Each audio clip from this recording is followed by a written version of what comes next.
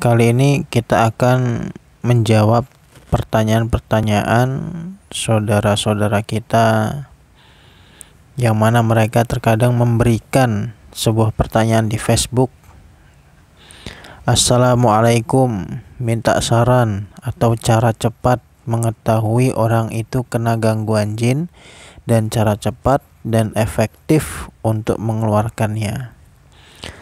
Jadi untuk mengetahui orang itu terkena gangguan jin atau tidak, maka biasanya kita harus teliti dalam mendiagnosa. Apa saja gejalanya? Banyak.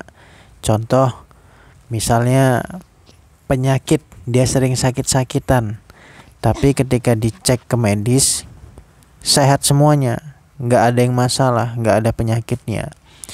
Nah, ini biasanya penyakit-penyakit seperti ini dikarenakan gangguan jin ataupun sihir.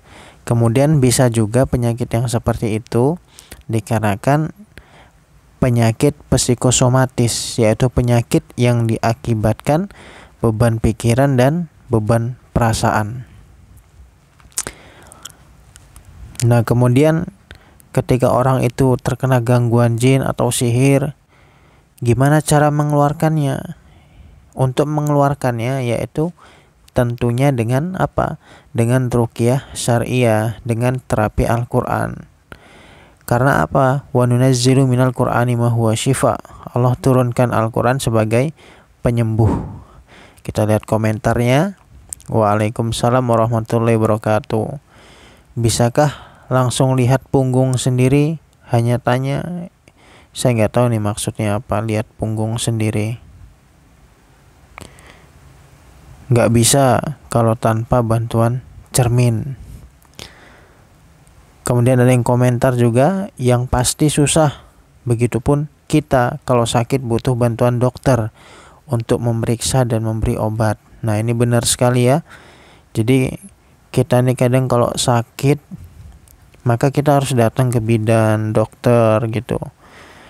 Begitu juga dengan kita yang sedang mengalami penyakit non medis, kita harus datang kepada seseorang yang paham dalam hal itu gitu. Kalau mau sendiri itu susah kadang, karena kita belum banyak jam terbang, belum banyak pengalaman, belum banyak ilmu gitu. Maka kita harus mendatangi orang-orang yang paham tentang hal itu. Tidak sedikit peruqyah yang memposting keberhasilannya dalam meruqyahnya, tapi mungkin hampir tidak ada yang memberitakan kegagalannya dalam membimbing pasiennya. Jadi terkadang banyak sekali emang ketika peruqyah menangani pasiennya, ada yang berhasil, ada juga yang tidak berhasil. Karena apa? Karena peruqyah itu bukan penyembuh. Karena yang maha menyembuhkan adalah Allah Subhanahu wa ta'ala. Sebenarnya bukan gagal, karena sebelum meruqyah kita harus meyakinkan pasien bahwa kesembuhan datangnya dari Allah, bukan dari peruqyah. Peruqyah hanyalah mendoakan, peruqyah bukanlah orang hebat. Mereka hanya berpengalaman dalam menangani kasus-kasus gangguan jin. Jika ada peruqyah mengatakan berhasil menyembuhkan si fulan, semoga Allah Subhanahu wa ta'ala mengingatkannya bahwa dengan izin dan kuasa Allah Subhanahu wa ta'ala si fulan bisa sembuh. Nasihat buat diri sendiri juga, saling mengingatkan. Ya, peruqyah ini memang bukan penyembuh. Dia peruqyah ini adalah orang yang mampu mengobati seseorang gitu. Mengobati ya, bukan menyembuhkan. Namanya mengobati itu bisa sembuh, bisa juga enggak.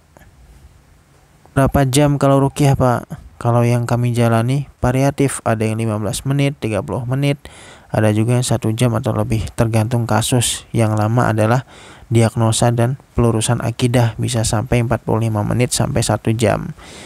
Nah, benar nih ya.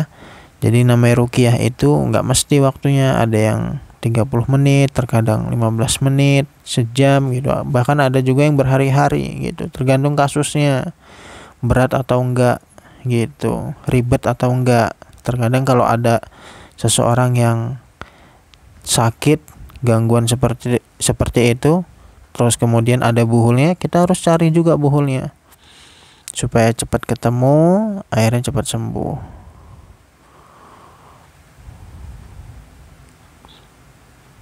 Sepertinya korban teknik mengeluarkan jin dengan bantuan jin kodam.